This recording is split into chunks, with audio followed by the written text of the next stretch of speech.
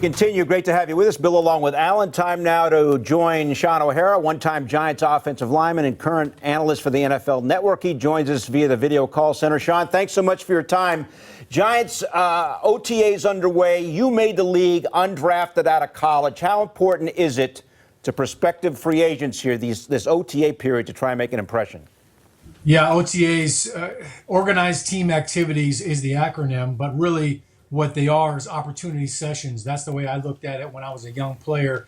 It was a chance to get some reps, and I actually got excited if a veteran decided not to show up, because that meant maybe I would get some reps with the second team or with the first team as I was trying to make the squad. So it's definitely an opportunity for guys to mentally get better, get more involved in the playbook, get to the point where you're not thinking about what you have to do from a responsibility standpoint on each and every play, as well as your technique. So really the spring workouts, OTAs, mini camp, it's all about trying to improve yourself as a player, really trying to hone your craft. So definitely important for the young guys. I've also felt like the spring was a good time for, as offensive lines, to really lay the groundwork and the foundation for what we're going to build and the identity we want to be that season. Even though you don't have the pads on, the offensive line and the defensive line were the two groups that spent the most time in the weight room prepping your body for battle, and I think that goes a long way for chemistry. Hey, Shaun, you know, the right side of the offensive line was completely remade, and as we watched the first couple of weeks of last season, you can see why. They clearly had to fix that problem last year. Omameh and Flowers, had a lot of struggles early on. It really did lead to the Giants' issues early in the season. Adding those two guys gives you stability now on that line. Is this the most stable offensive line the team has had in a long time, maybe even going back to when you played? Well, that's certainly the hope. I think when you look at on paper right now, this will be the best offensive line that the Giants have had in maybe 5 or 6 years. And I think when I say that, it's because you have proven guys. Guys like Nate Solder at left tackle, who have been to the big dance, won a Super Bowl. Kevin Zeitler's been one of the best pass-blocking guards in the NFL for the last couple of years. So you have guys that have done it.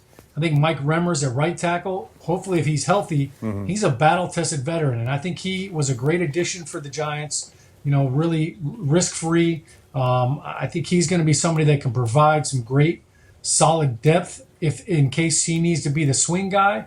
Because I think he can move inside and play guard if they need him to in a pinch. But I think really just some veteran presence. And I think this offensive line is going to look night and day different from what we saw last year. You mentioned last year, the first 8 games of the season. Yeah. I couldn't even evaluate Eli. I couldn't even evaluate this offense if it was any good, because there were so many no-hitters. There were whiffs. There were mental busts. I mean, it was like watching the Bad News Bears trying to play football.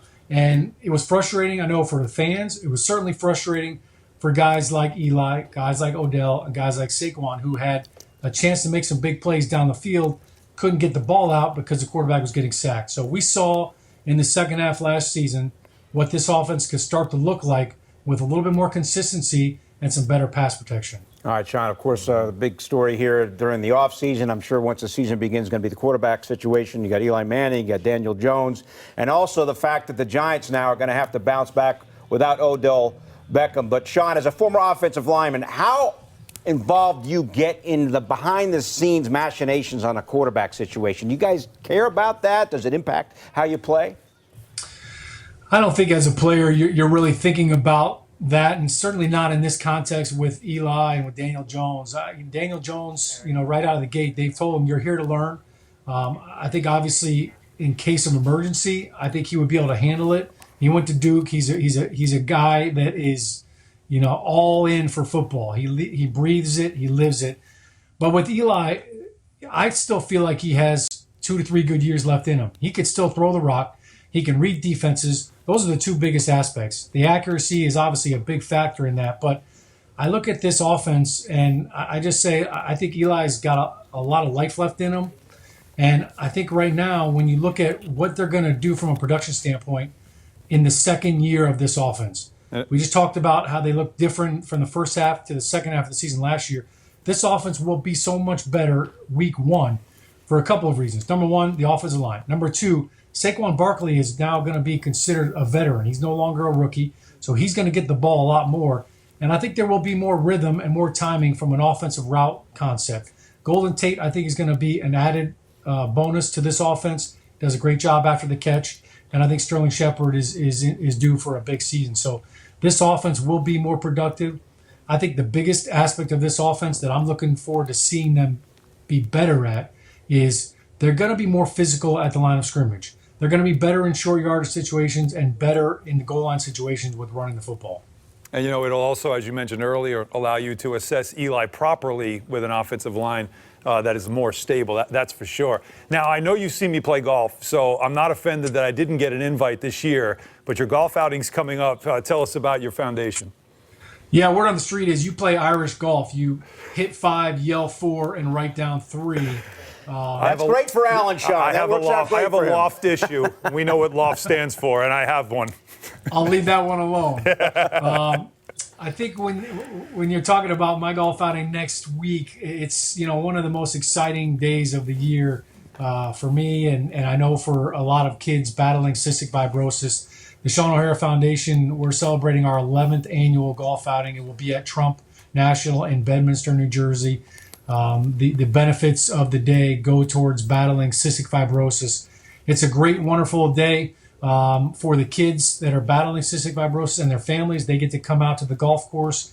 Because it's an outdoor venue, they can be around each other, and we can have more than 2 kids there. So it's a great day for them to A, get out of school, and B, get to have a little fun while trying to raise some funds to cure this awful disease. It's really a great opportunity as well for people to get together and try to help other families and help out your fellow man. I know we get a lot of great celebrities that live in the area, former New York Giants, current New York Giants, former and current New York Jets, if their schedules permit. We get some local celebrities that love coming out and doing their part to help out. So it's definitely a great day. I'm hoping that we get a banner day like today. All right, Shaun, thanks so much. Have a great tournament, and we'll talk to you soon. For more great videos from the MSG 150, check out OHara. And remember, our show is on Monday through Thursday, 8 to 10:30 p.m. on MSG Network and MSG Go.